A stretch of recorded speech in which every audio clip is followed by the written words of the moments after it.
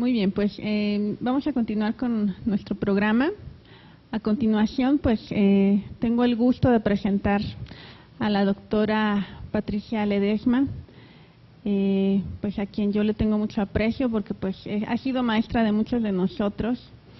Ella ha sido durante muchos años jefa del servicio de anestesiología en el Instituto Nacional de Enfermedades Respiratorias y pues tiene muchísima experiencia en todo lo relacionado a la ventilación mecánica y al manejo de las cirugías de tórax. Entonces, le agradecemos mucho que nos haya acompañado hoy, a pesar de pues algunos problemitas de salud que ha tenido últimamente, pero le agradecemos el esfuerzo que le representa el venir con nosotros. Entonces, ella nos va a hablar hoy de dos temas muy importantes. El primero va a ser de ventilación en el paciente obeso. Así es que le dejo el micrófono a la doctora. Bueno, pues buenas tardes y es un placer estar aquí con ustedes y agradezco al comité organizador de este evento. La verdad es una sorpresa, estuve viendo el temario y es muy interesante todas las pláticas que han tenido. Entonces, al parecer, a mí me toca cerrar el curso, ¿verdad?, con las dos pláticas. Y entonces, este tema, pues la verdad es muy importante porque yo creo que muchas veces lo hemos visto y hemos escuchado temas, pero quiero darle el punto de vista de fisiología respiratoria, que a veces es lo que nos ayuda al manejo de estos pacientes en la ventilación, un paciente pues prácticamente de alta complejidad. Quiero decirles que entonces, la tecnología ya saben, ¿no?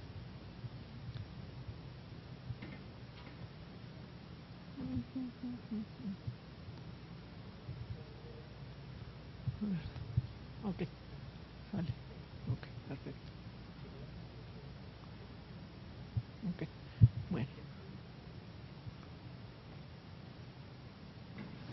Pues conmigo no funciona. Ok, bien, la obesidad en realidad es un problema que se considera mundial, de tal manera que la OMS considera que podemos hablar de una pandemia. Aquí lo importante es que la relación hombre-mujer, como ustedes lo ven en la transparencia, pues prácticamente es más frecuente en la mujer que en el hombre. Hablamos de una relación de 3:1, de tal manera que no solamente en México estamos ocupando el primer lugar, esto se presenta en los países occidentales. Estaba yo leyendo a algunos otros países y decían, pues nuestro indicador es del 10% de obesidad, es 19%, pero pues el de nosotros es muy grande. ¿Pero qué creen? Que en la cirugía de tórax los pacientes no están obesos. ¿Por qué? Porque la patología respiratoria no permite que el paciente coma adecuado por esa disnea que siempre tiene. Entonces, lo que sí les quiero decir es que la obesidad tiene un impacto ya sea en la morbilidad o en la mortalidad, y que antiguamente la gente que más o menos es de mi época como anestesiólogo se acordará de aquellos pacientes que se nos morían en recuperación y que no sabíamos la causa, ¿no? Entonces, ya desde ahí ya hablábamos de una gran mortalidad en este tipo de pacientes. De tal manera que siempre uno dice, bueno, ¿y cómo sé si el paciente presenta un incremento de peso, si tiene un peso normal o si el paciente tiene un sobrepeso o prácticamente ya cayó en lo que llamamos obesidad? Entonces, la OMS, ustedes saben que toma como indicador el peso del paciente y la estatura, de tal manera que podemos decir que un peso normal, pues prácticamente aquí yo les puse 18.5 y 25, aunque ya en algunos autores, en algunos escritos, nos hablan que pues prácticamente es de 20 a 25. El sobrepeso ya se nos presenta cuando hablamos de entre 25 y 30, y la obesidad aparece en el indicador 30 y obesidad mórbida mayor de 40. Pero yo quise traerles lo que dice la norma mexicana, y la norma mexicana sí tiene un poquito de diferencias, porque por ejemplo el sobrepeso, cuando la OMS nos dice que es arriba de 30, nuestra norma nos dice que hay que tomar en cuenta la estatura. Si nuestra población es de estatura baja, entonces verán que el indicador va prácticamente de 23 a 25. Entonces hay que tomar en cuenta eso para decidir cuando un paciente es obeso. Y todo lo demás pues queda como se menciona en la literatura. Ya les había dicho que quisiera hablar de los cambios fisiológicos respiratorios en relación a la obesidad, porque eso nos va a permitir hacer los cambios ventilatorios. Y van a ver que esto es muy fácil, de tal manera que estos cambios se van a ver reflejados en la mecánica ventilatoria, en los músculos respiratorios, en la regulación de la ventilación y el control de esta. Entonces, esto da origen a algunas hipoventilaciones, da origen a unos padecimientos como son las apneas obstructivas del sueño. De tal manera que este cuadro a mí me encantó porque nos habla muy bien de lo que es la fisiopatología. De tal manera que podemos decir que la obesidad, como lo mencioné hace rato, tiene alterada la mecánica ventilatoria, los centros respiratorios tienen que ver mucho con ello y que en relacionados con otros centros respiratorios están las enfermedades obstructivas en el sueño. De tal manera que esta es una sorpresa a lo mejor para ustedes, la obesidad casi siempre va con asma. Y la pregunta es, ¿y cómo? Pues que será genética el asma y la obesidad, ¿qué es primero la obesidad o el asma? Pues resulta que ustedes se acordarán que hay una serie de interleucinas que durante la obesidad son liberadas, ¿sí? Entonces, estas interleucinas que pertenecen a la cadena inflamatoria y que tienen su acción sobre los bronquios, de alguna manera, pues van a dar un cuadro de asma. Si yo saco una espirometría, lo que voy a encontrar son alteraciones en el volumen expiratorio forzado en el primer segundo y normalmente estos se encuentran disminuidos. De tal manera que si me voy y pongo mis ojos en la mecánica ventilatoria, pues son pacientes que la capacidad residual funcional está disminuida. Y estoy hablando de pacientes sin anestesia, todavía estamos hablando de lo que está caminando, ¿no? De lo que está acostado, el paciente. Pero también la capacidad, el volumen corriente, pues también está bajo. Y entonces esto la literatura comenta que se debe a una alteración muscular. Entonces, si nosotros le hiciéramos un estudio de electromiografía a un paciente obeso, aparentemente daría una respuesta intensa, pero aquí no es que funcionen bien los músculos, al revés. Cuando hay una respuesta a la electromiografía de los músculos del obeso, nos está indicando que es al revés, que tiene una incapacidad para poder movilizar los músculos en una respiración normal. Bueno, cuando el centro respiratorio entra en juego con esto, pues vamos a ver que hay una hiporrespuesta, ¿sí? De tal manera que lo que nosotros podemos detectar en un paciente obeso es una disminución del volumen minuto. Las alteraciones de la relación ventilación-perfusión que da el asma, más las que da la ventilación mecánica, se suman y entonces nos traducen clínicamente una hipoxemia, donde sacamos una gasometría y lo que encontramos es una presión arterial de oxígeno disminuida y podemos encontrar elevada la presión arterial del CO2. Entonces aquí quiero empezar diciendo que el manejo del paciente obeso, ya sea para algo quirúrgico o para las cuestiones ventilatorias en la terapia intensiva o el manejo anestésico de estos pacientes, pues debe ser un enfoque multidisciplinario y empieza desde que el médico familiar detecta que es obeso, qué tipo de obesidad tiene, si el terapista va a tener la cama adecuada, los tamaños que ahora nos piden por norma, que tengamos equipo para este tipo de pacientes. El cirujano, ¿verdad? Porque también a veces las mesas de quirófano pues son pequeñas, ¿no? Para este tipo de pacientes y hay que hacer arreglos a veces para poderlo operar. Y bueno, y lo que nos atañe en este momento pues es el anestesiólogo, ¿no? Que no solamente va a sufrir a la hora de la intubación, si es que lo va a intubar, o va a sufrir a la hora de darle una anestesia regional. De tal manera que si vamos a hacer una visita preanestésica, lo que tenemos que detectar son los riesgos. Estos riesgos, vean qué interesante, cuando yo veo un paciente obeso, tengo que pensar muerte súbita, ¿sí? Esta muerte súbita nos está diciendo que el paciente tiene una patología coronaria o tiene dislipidemias, pero también estos pacientes obesos normalmente son hipertensos y tienen síndromes metabólicos. y una de estas enfermedades pues, será la diabetes mellitus. Y entonces verán que entonces un paciente que tiene arteriosclerosis puede ser que tenga patología biliar, puede ser que tenga hasta un cáncer o las enfermedades obstructivas del sueño. Entonces verán que esto es lo que nosotros tenemos que evaluar cada vez que visitamos un paciente obeso. De tal manera que el SAOS, que no se le ha dado mucha importancia, es un padecimiento que se lo pelean los otorrinos y se lo pelean los neumólogos, ¿sí? Y bueno, y pues resulta que también ya nos tocó parte de esa pelea, porque el manejo anestésico de estos pacientes es importante y por supuesto el manejo ventilatorio, de tal manera que estamos hablando de pacientes con hipoxemia crónica, que si le determinamos un examen de hematológico vamos a encontrar poliglobulia, pero también si le pedimos un eco, lo más probable es que nos reporten que tiene hipertrofia del ventrículo derecho, y esta es la causa a veces que en aquellos tiempos cuando los pacientes se morían en recuperación, lo que pasaba es que tenían una falla cardíaca derecha. Entonces es de lo que mueren los pacientes obesos, que no, de alguna manera no son detectados y no se toman las medidas pertinentes para evitar esta mortalidad. De tal manera que la hipoxemia, después de unas 4-6 horas de estar sufriendo hipoxemia, nos va a dar origen a la hipertensión pulmonar.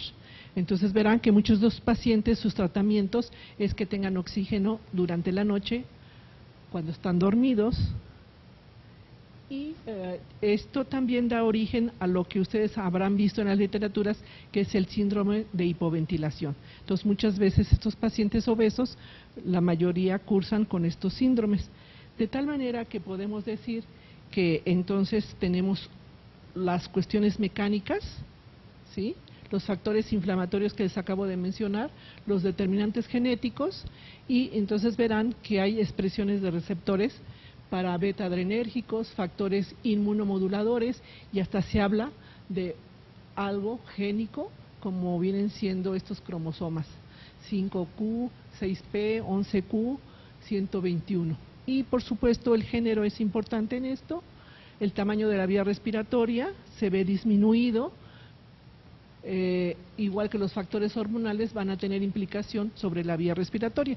Y el mejor ejemplo de una obesidad donde tenemos factores hormonales, pues es el embarazo. Entonces las mujeres embarazadas, aparte de que pueden ser obesas sin haber estado embarazadas, con el embarazo pues van a tener incremento del peso, entonces es difícil el manejo de estos pacientes. Y por supuesto esto va a tener mecanismos sobre el desarrollo fetal. Entonces vean que es un tema bastante interesante, de tal manera que ¿qué sucede en la paciente embarazada con obesidad? Pues sucede que es una paciente que estamos hablando de gestiones de riesgo, de tal manera que en forma prenatal tiene problemas obstétricas, pues también puede ser que tenga productos macrosómicos y en lugar de tener un parto normal, pues termine en una cesárea de urgencia. Pero también puede ser que en el puerperio tengamos problemas, de tal manera que todo eso recae sobre un riesgo fetal, y entonces tenemos factores de riesgos preconcepcionales, entonces es importante tomarlo en cuenta acerca de la paciente embarazada.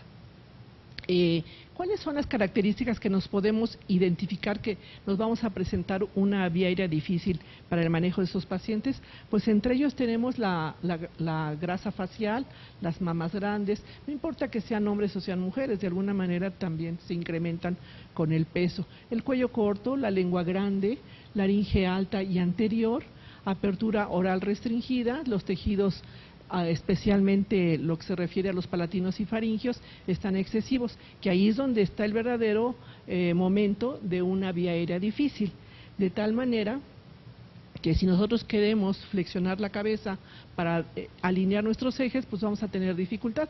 Entonces a veces la técnica de intubación difícil va muy ligada a poder alinear ejes, ¿no? Entonces no alineamos ejes, segurísimo que va a ser una vía aérea difícil.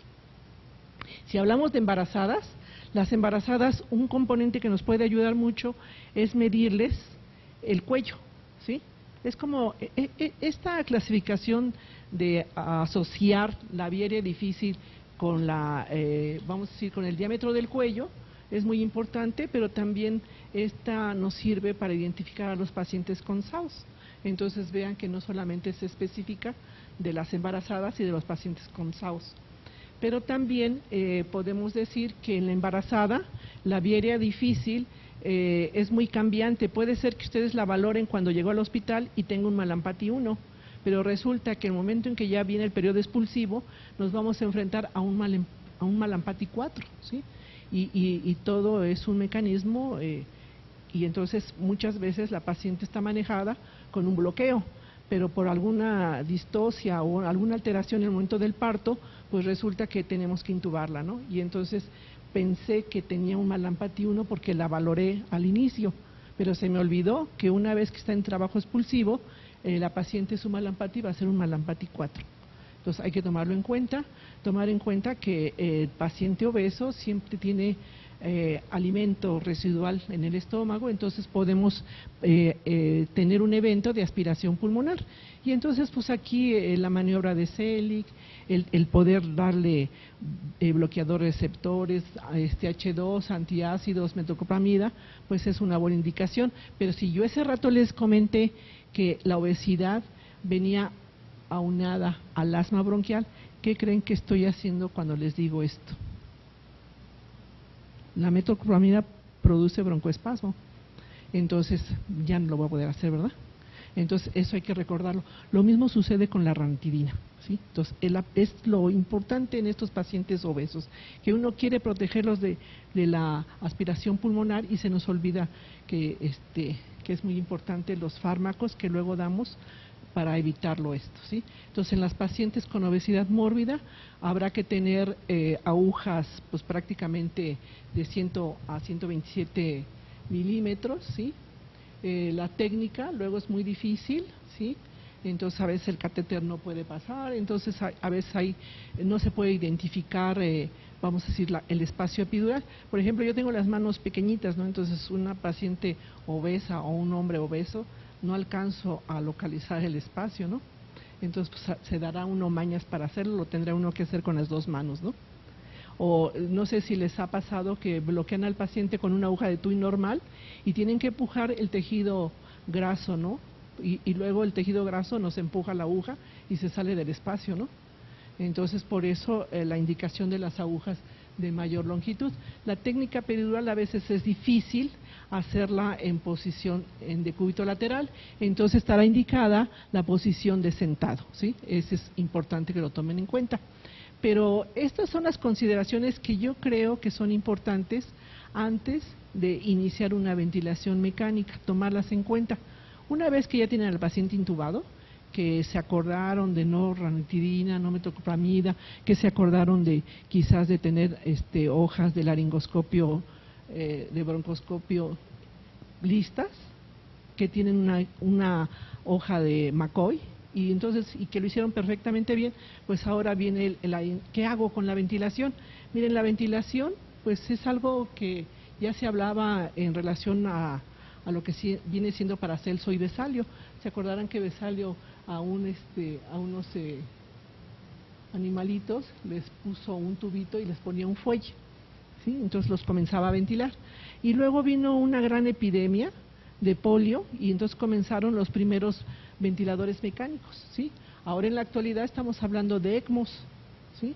Que ahora anteriormente se usaban las terapias intensivas, pero ahora los pueden usar en quirófano, los pueden usar en la cama del paciente y así el advenimiento de lo que son los monitores, entonces nos ha permitido que esa ventilación del paciente se pueda hacer con más facilidad.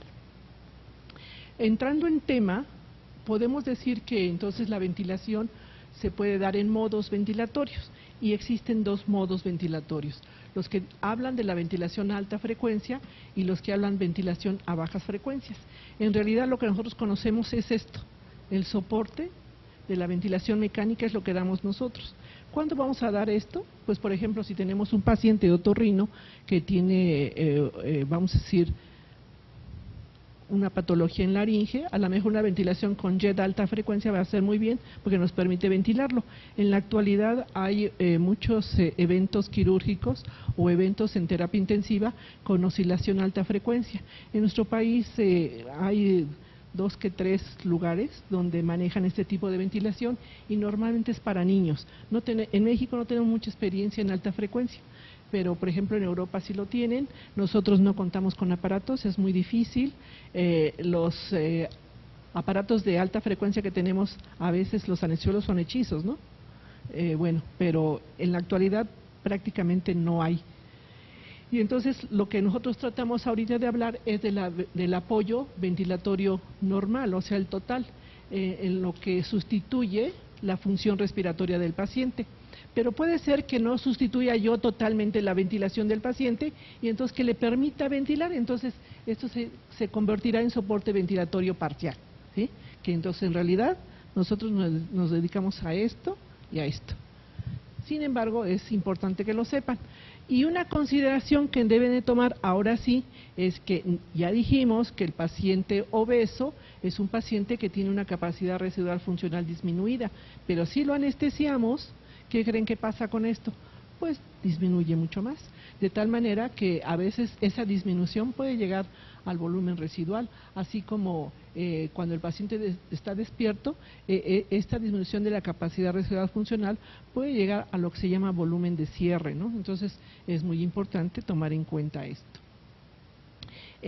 Quiero enseñarles que el aparato respiratorio es una ecuación de movimiento. Y es una ecuación de movimiento que a lo mejor ustedes nunca lo habían visto de esta manera, pero esta ecuación de movimiento me dice que un flujo que está en la atmósfera o que está fuera de mi boca va a entrar a los alvéolos y me va a generar un volumen. Y para que esto suceda, pues tiene que ver con las resistencias, tiene que ver con la elastancia. ¿Saben qué es la elastancia? Es el retroceso de lo que viene siendo la complianza. Entonces, la complianza es algo que se distiende y la elastancia es algo que se retrae. Y entonces esta generación de presiones me hace un movimiento en forma externa hacia el alvéolo. Y entonces eso es en realidad la manera de presentar lo que viene siendo pues un movimiento inspiratorio. Bueno, pues ese movimiento que hace la persona cuando ventila es el mismo movimiento que tiene que dar el aparato ventilador, de tal manera que entonces podemos decir que esta cifra, que es la presión en la vía aérea, nos corresponde al movimiento 1, al movimiento 2 y al movimiento 3, y que estos 3 movimientos dan origen a lo que es la inspiración. Esto es lo que vamos a ver en nuestro ventilador, esta imagen, ¿sí? Y que la fase 4 y la fase 5 corresponden a lo que viene siendo la expiración. Y entonces ustedes verán que partimos de 0 y en un segundo se dio ese movimiento. Y que si estamos manejando PIP, pues entonces esto me estará diciendo la cantidad de PIP que está manejando mi paciente. Entonces, ustedes habrán visto que siempre decimos la presión plató, la presión meseta. Estas presiones efectivamente está de aquí a acá, ¿sí? En esta se refiere que es una presión media al final de la fase expiratoria y me representa la presión alveolar, mientras que el PIP es una presión positiva en ese mecanismo ventilatorio. Y yo como anestesiólogo, ¿qué me interesa? Que va a ser más fácil que lo identifique, pues la presión pico. ¿Por qué la presión pico? Porque la presión pico está relacionada con el calibre del tubo traqueal. Entre más delgado esté el tubo, mayor resistencia. Y al haber mayor resistencia, la presión pico se ve incrementada. Y si el paciente tiene asma, o si tiene una crisis asmática, o tiene una hiperreactividad bronquial, y lo estoy manejando ventilatoriamente, y mi paciente es obeso, ¿qué creen que voy a encontrar? Pues que la presión pico va a estar incrementada, ¿sí? También puede ser que tenga un moco por ahí, unas secreciones. Uno siempre dice a veces que el moco es el asesino, ¿verdad? Que luego obstruye, ¿sí? Ahora, si el paciente, aparte de obeso, tiene EPOC, pues ya se imaginarán que entonces la presión pico es un buen parámetro ventilatorio que yo debo como anestesiólogo vigilar cuando ventilo a un paciente obeso. ¿Eso queda bien claro? Que es algo que es muy práctico. La siguiente parte es que si yo no doy el volumen corriente que le corresponde al paciente de acuerdo a la patología pulmonar, entonces corro el riesgo de que tenga una sobredistensión alveolar. Y también esa sobredistensión alveolar me va a decir, cuidado, me estás distendiendo, entonces voy a poner mis ojos en la presión pico. En el momento que se incrementa, me está diciendo que hay una sobredistensión. Y esto me va a suceder en los pacientes con EPOC, en los pacientes que tienen sobre todo enfisema pulmonar.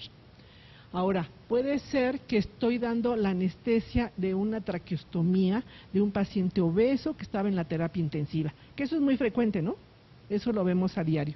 Y resulta que mi paciente hace un hemotórax y yo no me doy cuenta. ¿Cómo creen que lo voy a detectar rapidísimo?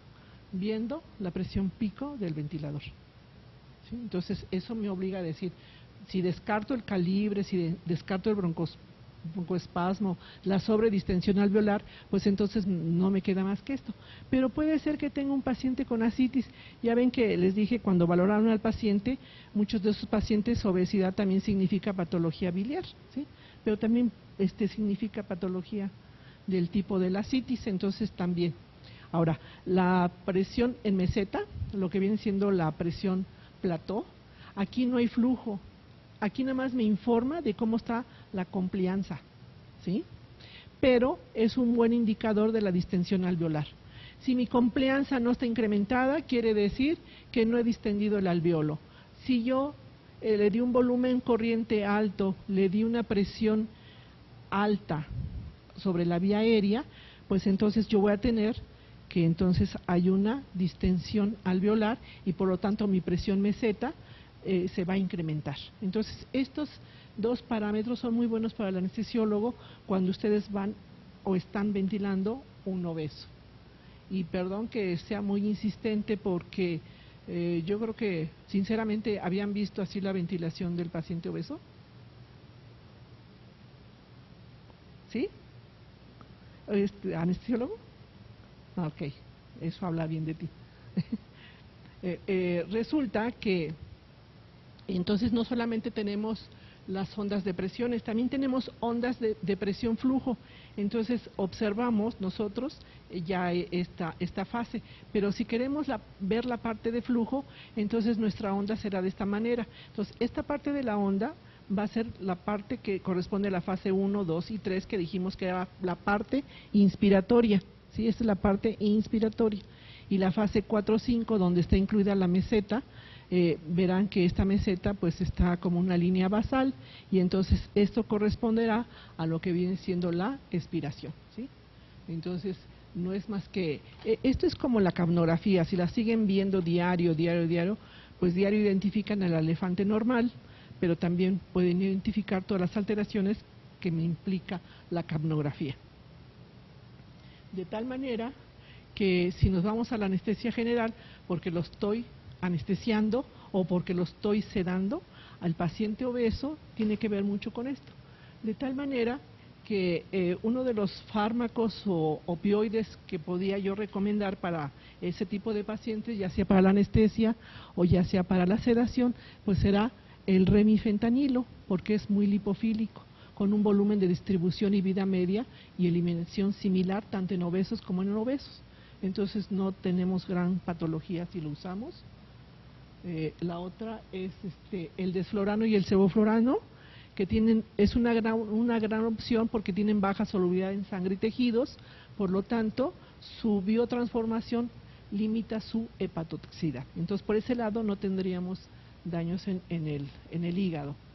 De tal manera que también aquí se metaboliza una proporción menor en los pacientes no obesos. Entonces vale la pena usarlo. Y si hablamos de las propiedades que ahora se han detectado a los anestésicos halogenados, podemos decir que entonces tienen un efecto inmunomodulador, evitan lesión por isquemia reperfusión. Entonces podemos decir que los anestésicos inhalados son precondicionantes. Pero también podemos decir que disminuyen la fuga microcapilar cuando hacemos un pretratamiento, por ejemplo, con isoflorano, disminuye el reclutamiento de macrófagos, y hay estudios donde han puesto a competir el desflorano con el propofol, y entonces se ha llegado a la conclusión que si ustedes usan desflorano, pero a un CAM de 0.3, pues van a ver que va a haber menos liberación de sustancias inflamatorias, como son las interleucinas 6, la 8, o el factor de necrosis tumoral. Y también es cierto que cada vez que ventilamos a un paciente de esta índole, pues vamos a tener complicaciones. Dentro de esas complicaciones puede ser la hipoxia, la lesión pulmonar aguda, el síndrome de distrés y las atelectasias. Y eso hay que tenerlo en mente, de tal manera que tomando en cuenta todo esto que estamos hablando, a veces como anestesiólogo me hago la pregunta, ¿y qué estrategia ventilatoria puedo usar? Pues hay muchas, ¿no? Pues vas a utilizar la que tengas en tu hospital, vas a utilizar la que más conozcas. Entonces casi normalmente nosotros como anestesiólogos pues nada más usamos la controlada por presión y por controlada por volumen, y luego andamos diciendo cuál es mejor, la de presión o la de volumen. ¿Y qué creen? Que es igual. Nada más hay que identificar las diferencias entre una técnica y otra. Desafortunadamente los ventiladores han avanzado mucho en la terapia intensiva, pero la aplicación en la anestesia no ha avanzado. Nuestros ventiladores, aunque vengan con una máquina que se ve muy bonita, muy tecnológica, pero sigue siendo el mismo mecanismo y no hemos avanzado en ese aspecto. Entonces ese sería nuestro futuro, ¿no? Tener un ventilador que nos pueda llenar los requisitos de todas las características de estos pacientes. Entonces ya comentamos que el modo ventilatorio que usamos nosotros los anestesiólogos pues es un método invasivo pero convencional, ¿sí? De tal manera que cuando hablamos de este tipo de ventilación pues también la podemos denominar de varias maneras. La podemos decir que es una ventilación controlada por volumen, una ventilación con presión positiva intermitente, y la definición de este modo ventilatorio pues será un modo ventilatorio controlado por volumen o flujo, iniciado por tiempo, limitado por volumen o flujo y ciclado por tiempo, ¿sí? Entonces verán que de todos modos no deja de ser el tipo de ventilación que nosotros usamos y que sustituye al aparato respiratorio del paciente. Y el objeto será que podamos darle una ventilación minuto adecuado y un correcto intercambio gaseoso. Esa es la finalidad, en realidad, lo que queremos de la ventilación. Si nosotros decimos, ¿cómo puedo mantener esta ventilación adecuadamente? Pues necesito tomar en cuenta todo esto, tener una fracción inspirada de oxígeno. Hay veces que el paciente tiene SIRA y a lo mejor le vamos a dar al 100% una fracción inspirada o fracción inspirada al 1, pero conforme se vaya aliviando pues lo vamos a ir bajando hasta darle una fracción inspirada de 0.4, de tal manera que la frecuencia respiratoria va a ir en relación a cómo esté mi presión arterial de dióxido de carbono, mi volumen corriente. Nosotros en el INER desde hace muchos años estamos manejando volúmenes corrientes bajos. Los volúmenes corrientes bajos los hemos usado como antiguamente los grandes fisiólogos respiratorios tomaban en cuenta lo que es el espacio muerto, el peso del paciente expresado en libras. Un volumen corriente contiene 3 espacios muertos, entonces si yo calculo un espacio muerto, ¿qué tengo que hacerlo? Multiplicarlo por 3 para convertirlo en volumen corriente. ¿En qué momento perdimos ese número? No lo sé, pero en la terapia intensiva antiguamente se hablaba que un volumen corriente iba de 8 a 12 y que el promedio era 10, y entonces de repente los anestesiólogos comenzamos a decir, ¿cuál es el volumen corriente para este paciente? Ah, pues pesa 60 por 10, 600, ¿no? Cuando en realidad ese paciente que le estábamos dando 600 milímetros de volumen corriente, en realidad a veces podía tener 420, ¿no? Porque no tomamos en cuenta el peso del paciente y la talla, ¿sí?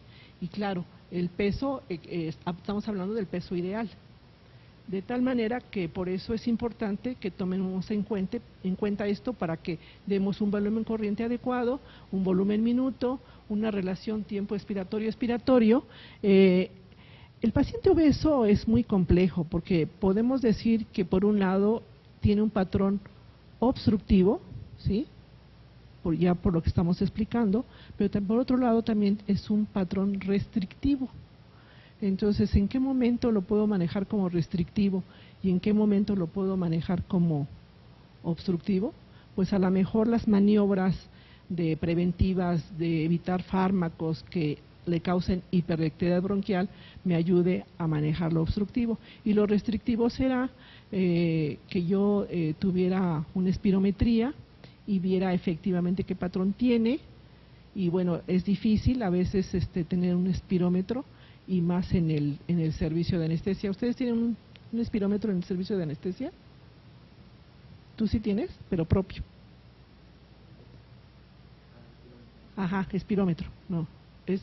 Y deberíamos de traerlo, porque yo identificaría muy fácilmente estos patrones. Pero en general hablamos que el obeso tiene un patrón restrictivo, pero acuérdense que también lo tiene obstructivo por todo lo que les dije de todo lo que vienen siendo las interleucinas, ¿sí? Entonces, el tiempo de inspiración-expiración normal es 1-2. Entonces, si yo tengo un paciente obstructivo, ¿qué es lo que necesito? Darle tiempo para que elimine ese volumen residual que tiene atrapado. Porque si yo no permito que saque ese volumen, cada vez que le aviente una ventilación, voy a hacer un autopip. ¿Qué significa eso? Que el PIP es una presión positiva al final de la expiración. Entonces, apenas el paciente está tratando de expirar, cuando yo ya le mandé el siguiente volumen y compresión. Y entonces se hace un autopip. Y entonces, en la ventilación, ¿cuál es la repercusión que yo voy a ver en la ventilación de este tipo de pacientes? ¿Qué voy a obtener? Sobredistensión por un lado, el incremento del PIP, que en este momento se llama autopip porque lo estoy produciendo por dentro, no lo estoy agregando, y lo que voy a encontrar es un gasto disminuido, ¿sí? Un gasto cardíaco disminuido. Y las repercusiones que tiene esto, ¿cuáles son las repercusiones del gasto cardíaco? Paciente hipotenso, ¿sí? Y puede llegar hasta tener edema cerebral, y puede tener disminución de la diuresis, ¿sí? Entonces, gasto cardíaco disminuido me traduce todo esto que estamos mencionando, y esto se da porque no estoy aplicando los parámetros adecuados para la ventilación del paciente obeso, ¿sí? Entonces, ¿qué es lo que acabo de enseñarles ahorita? Que tendremos que usar volúmenes corrientes bajos, ¿sí?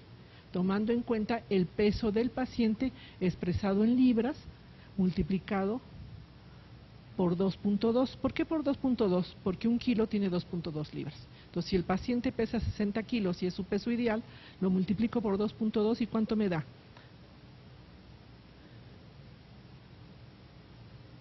¿Cuánto da? 60 por 2.2. ¿Cuánto? 132, exactamente. Entonces, ese será el espacio muerto. Pero yo les dije que el volumen corriente tenía 3 espacios muertos. Entonces, ese 132 lo voy a multiplicar por 3 para obtener el volumen corriente y me dará entonces 396, ¿sí? Entonces, los libros pedagógicamente dice que el volumen corriente es de 500, pero ya vieron que no.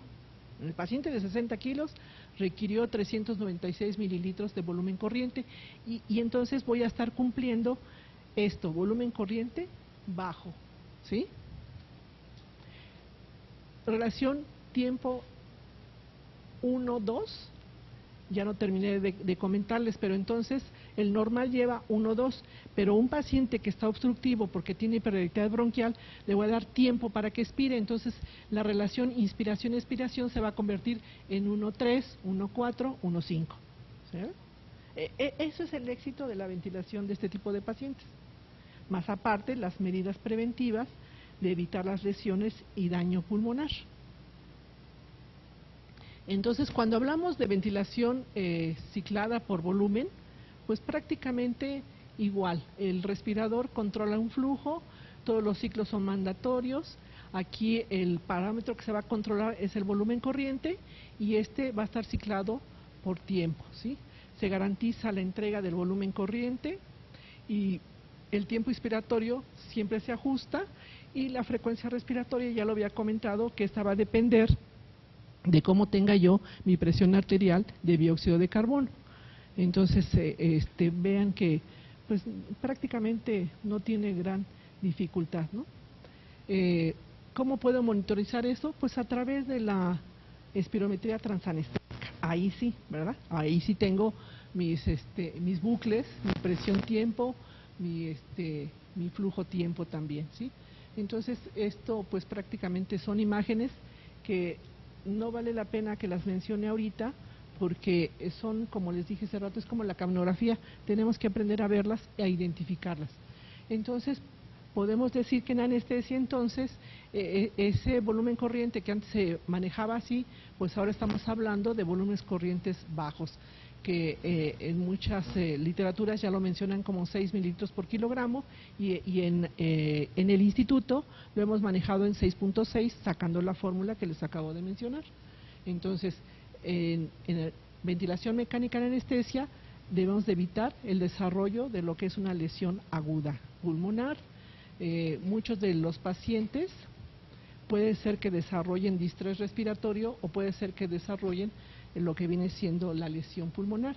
Entonces, y esto se ve incrementado si damos volúmenes corrientes grandes. Hay mucha literatura que habla acerca de esto, y esto sucede también si el paciente tiene POC, si nosotros hemos transfundido al paciente, o los balances hídricos en el manejo anestésico son enormes, ¿no? Porque aparte, junto con esto, podemos tener edema agudo pulmonar, y más si estamos hablando de cirugía de tórax y hay una resección muy amplia.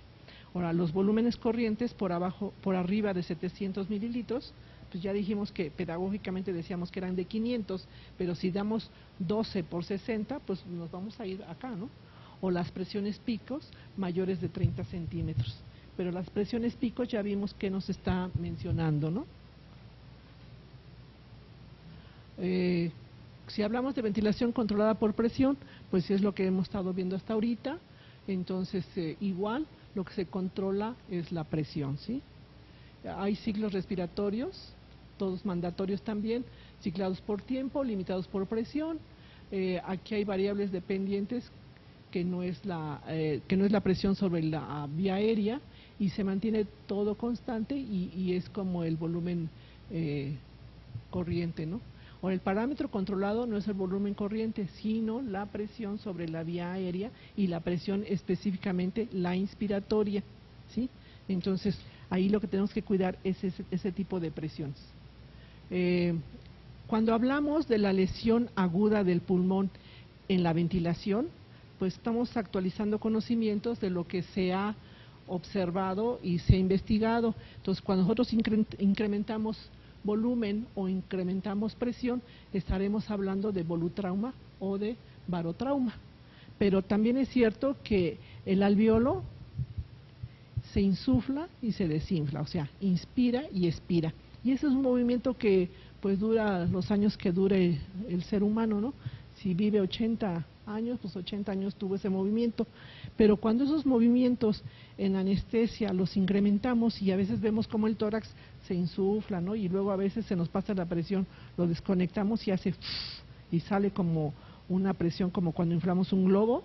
Entonces, y hacemos que se liberen interleucinas. Entonces estamos hablando de ese movimiento constante y vamos a decir intenso. Entonces hablaremos de ateletrauma.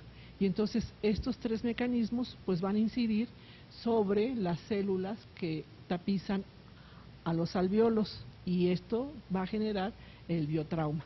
Que el biotrauma no solamente se va a generar aquí en los alveolos, sino que también puede dañar a los sistemas, ¿sí? Como puede ser el riñón o puede ser la misma circulación del intestino. Entonces, esto es lo que debemos de evitar en la actualidad, y esto pues debe evitarse mucho en los pacientes obesos, por todo lo que hemos estado hablando hasta ahorita. Entonces, ¿qué pasa si nuestro paciente, aparte, ya nos pasamos en tiempo de darle fracciones inspiradas de oxígeno de 1? Pues hay formación de radicales libres, ¿sí? Efectos tóxicos sobre el epitelio, la función ciliar deja de funcionar, y se puede agravar la lesión por el ventilador y producirse atelectasias por reabsorción. Entonces, la verdad es que no hay efectos beneficiosos cuando damos una fracción inspirada de oxígeno mayor del 80%, ¿no? no hay tampoco un umbral seguro que nos diga este es el que no me va a causar daño, porque va a depender de la patología que tenga el paciente y de las lesiones que tenga en ese momento. Entonces, siempre el dar una fracción inspirada de oxígeno al 1% siempre lleva consigo un riesgo-beneficio, ¿sí?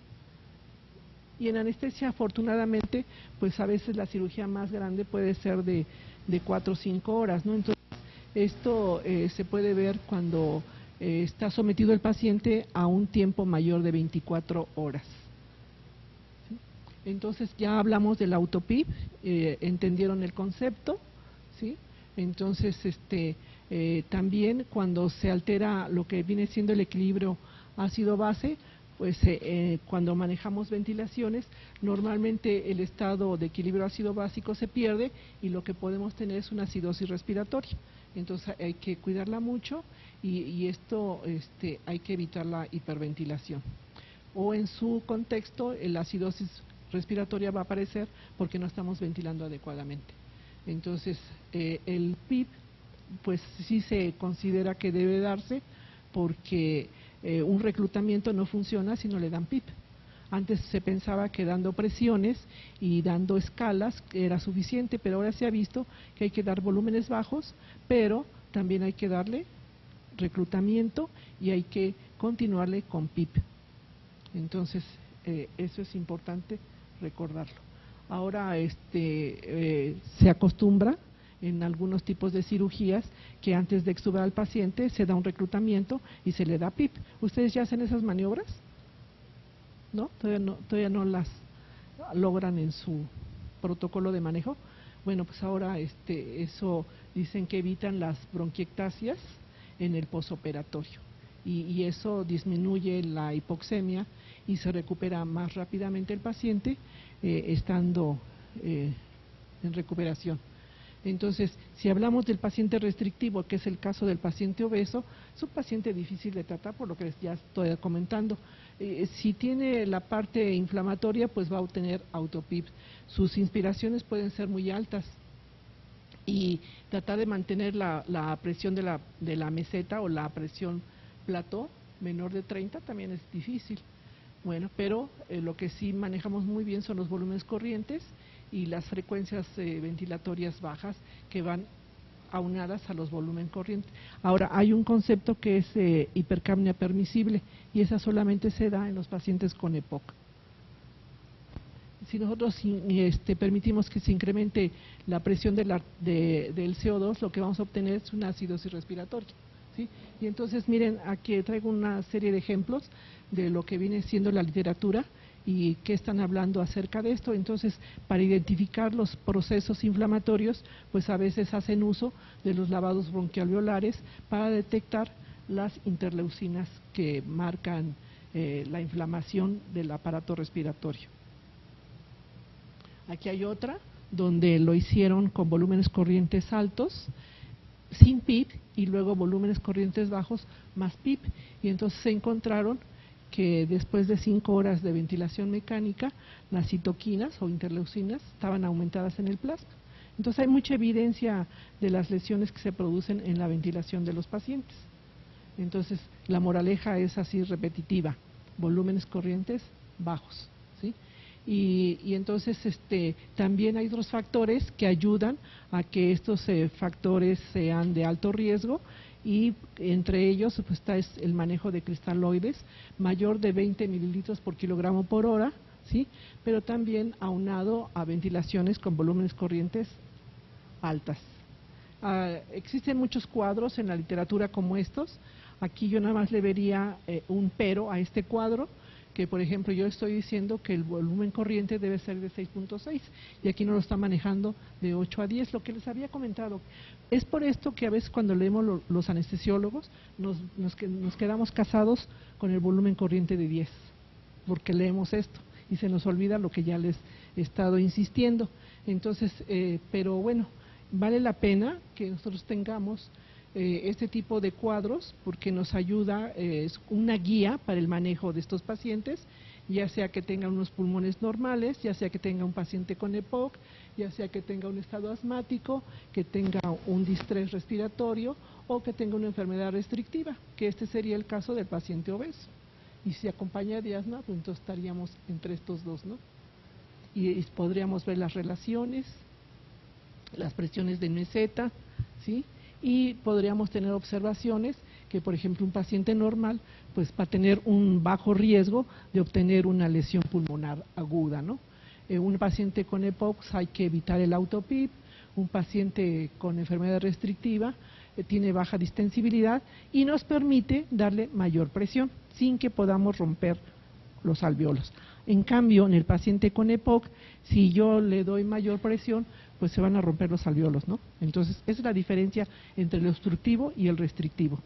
De tal manera que la pregunta es, ¿cuál agarro? ¿La ventilación controlada por volumen o la ventilación controlada por presión? Y ya les había adelantado, pues que las dos son buenas, la que ustedes quieran es buena, ¿sí?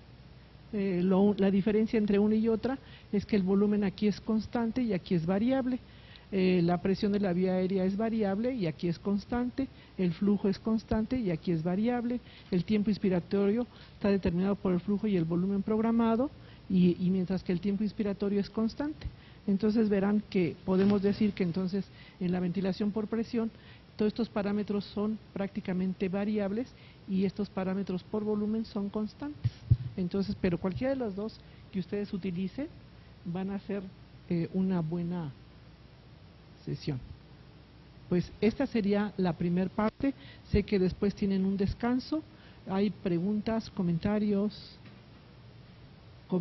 en relación a su experiencia que tienen. Dígame, doctor. Gracias. ¿Han encontrado ya en el INER algún beneficio en el uso de la espirometría que tenemos en el TRANS previo a la entrada del paciente a quirófano?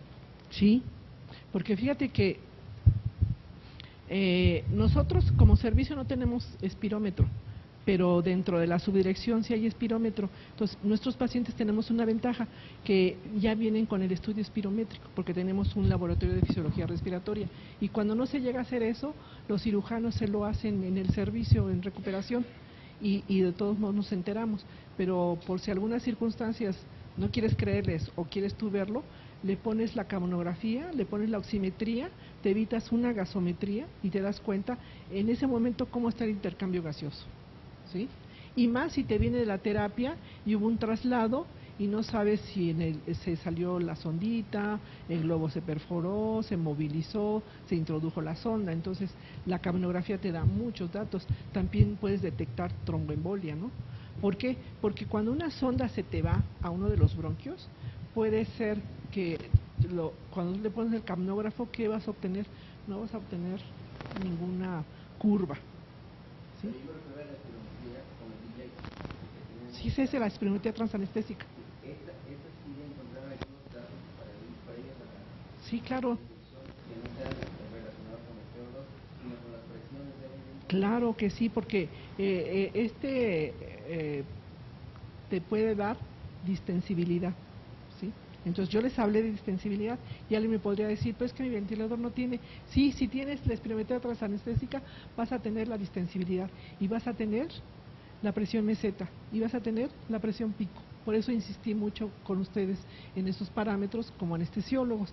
Hay más parámetros que se miden, pero son de utilidad para la terapia intensiva y nuestros aparatos no nos los darían esas medidas. Por eso les hablé mucho de la presión pico, la presión meseta, ¿sí? Y que eso les sirve para detectar si hay incremento en la presión alveolar, ¿sí? O si hay un aumento en la resistencia de la vía aérea, ya sea porque el calibre de la sonda sea menor o ya sea porque el paciente te está presentando una crisis asmática, que es muy difícil de detectar en un paciente anestesiado. ¿Sí? ¿Alguna otra pregunta? ¿Sí?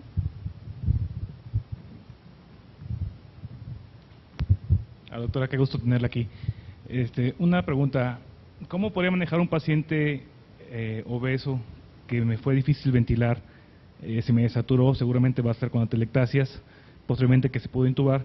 ¿Cómo puedo manejar ese patrón de atelectasias inicio a manejar mi volumen tidal bajo con PIB elevado o volumen tidal alto con cuánto de PIB, ¿cómo lo podemos manejar? Comentamos que volúmenes corrientes bajos para evitar mayor lesión pulmonar y lo vas a acompañar de PIB.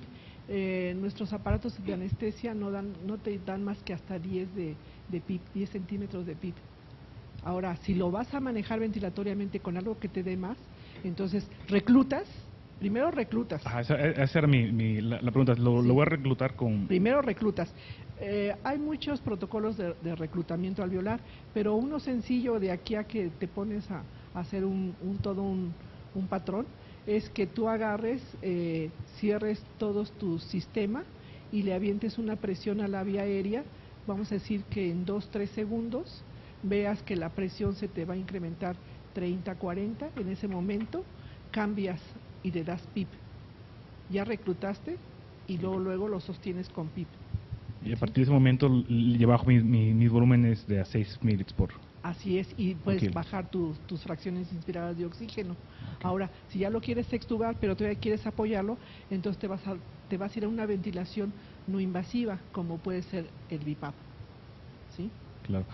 ¿Y las concentraciones del flujo de oxígeno, es recomendable manejarlo al 100% o 60%?